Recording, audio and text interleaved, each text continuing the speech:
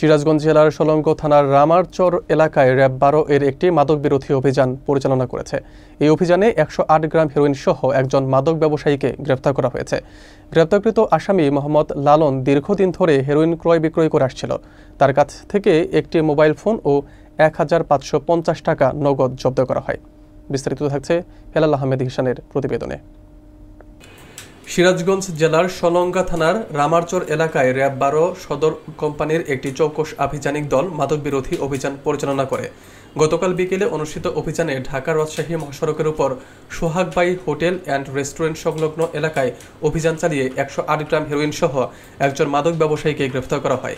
গ্রেফতারকৃত আসামি মোহাম্মদ লালন দীর্ঘদিন ধরে লোকচক্ষুর আড়ালে হেরোইন ক্রয় বিক্রয় ও নিজ হেফাজতে রেখে সিরাজগঞ্জ ও আশপাশের এলাকায় বিক্রির কাজে যুক্ত ছিল। অভিযানে তার কাছ থেকে একটি মোবাইল ফোন ও 1550 টাকা নগদ জব্দ করা হয়, যা হেরোইন ক্রয় বিক্রয় কাজে ব্যবহার করা হতো। র্যাবের অতিরিক্ত পুলিশ সুপার দীপঙ্কর ঘোষ জানিয়েছেন, গ্রেপ্তারকৃত আসামির বিরুদ্ধে সিরাজগঞ্জ জেলার সলঙ্গা থানায় মাদকদ্রব্য নিয়ন্ত্রণ আইনে মামলা দায়ের করা হয়েছে। এই অভিযানটি স্থানীয় নিরাপত্তা ও মাদক বিরোধী কার্যক্রমে গুরুত্বপূর্ণ সাফল্য হিসেবে ধরা হচ্ছে। র্যাব কর্মকর্তারা জানিয়েছেন, ভবিষ্যতেও মাদক বিরোধী অভিযান অব্যাহত থাকবে এবং এই ধরনের অপরাধের বিরুদ্ধে কঠোর আইনগত ব্যবস্থা গ্রহণ করা হবে।